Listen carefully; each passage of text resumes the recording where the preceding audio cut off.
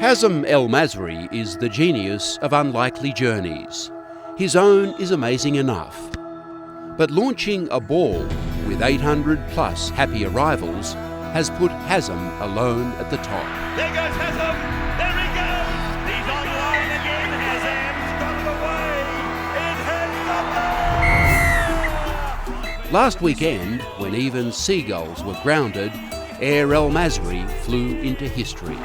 And a man of great humility is now the all-time point-scoring king. What do you feel now that it's done? Relief, or, get on with it now? Yeah, I guess so. I mean, the thing is about footy is that you don't get much time to celebrate. It's a week sort of goes pretty quick, so it's not like a sort of a boxing championship that you've got 6 months or a year to sort of defend your title. This is, you get sort of a few days and you're back on track again. You're training, everybody's sort of down to earth again, and you got another game. Otherwise, you make a fool of yourself. It seems unlikely. Ask anyone close to him, and they'll tell you a week in the spotlight would hardly change the shy but incredibly determined Hazem. Hold on. At home and in his work, what you see from Hazem is exactly what you get. It's important that you be who you are, and he's like that in many ways at home and with his family and with his friends outside from being under the eyes of the media. He's pushing 33, urging his body into a 14th NRL season, and owns every record on the Dogs' books. But Hazem will carefully recall a challenge far greater than any of that.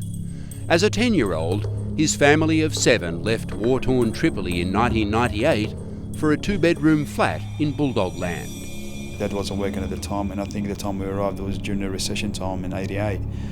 So overall, it was a difficult time, not just for us, for all Australians, but extremely for us with 5 kids and no language for my dad, and no car and no job. It was a bit tough. Little Hazem was a talented footballer.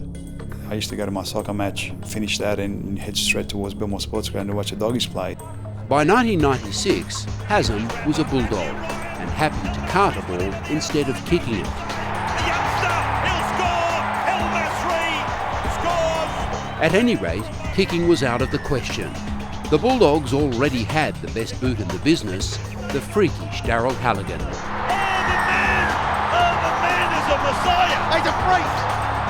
And this perhaps is the most astonishing thing about Hazem. It was 5 years and nearly 100 games before he actually took over the Bulldogs' goal kicking. So that's 500 or maybe even 800 points we could add to his record.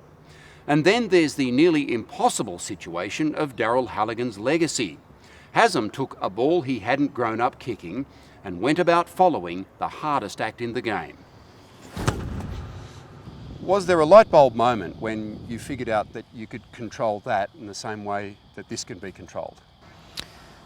Yeah, it took a while. It took Yeah. a couple, as I said, it took probably over a year and a half of just working hard the whole time. And I've come, from playing soccer, which is a lot more curve in the ball, and I had to able to sort of straighten this one a lot more.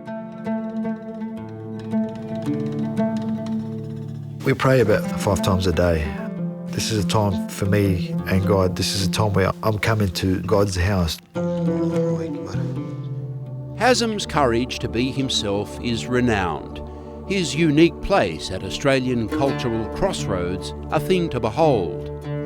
It wasn't easy for a Muslim boy winning his first junior man of the match to be handed a jug of beer. Well, everyone, in the room, they're like, Skull. And I said, no, I'm not doing it. Does misconceptions about religions, about people, Hazem, make you a little bit guarded about dropping that barrier? It does at times, especially with some of the headlines you see in the media, and it does upset you because you know that your religion or your culture is not about that. This is a story with the greatest possible respect. There's a Christian joke that if in the second coming, if Jesus returns, that he'll play in the centres for St George. What do you think the prophet thinks of rugby league? I think that if you were to judge any person's job, for that matter, whether it's rugby league or anything else, in the world. I think if you're dedicated to your job and you do a very good job, I mean, Islam teaches us that if you are a true Muslim, you will show 100% no matter what it is that you do. And to be in a privileged position where Hazem has a lot of young people that look up to him, I think that the Prophet will be very happy, yes, absolutely. He's tinkered with his 4 steps back and 5 sideways, but Hazem El Masri hasn't wavered from his path and doesn't intend to. From the first moment I stepped into first grade, or pretty much anything I want to do, I always want to do it to the best of my ability and not letting myself down, number one, and then letting others. And in case you were wondering if he can still kick the round ball. Oh yeah! Sensational that was good.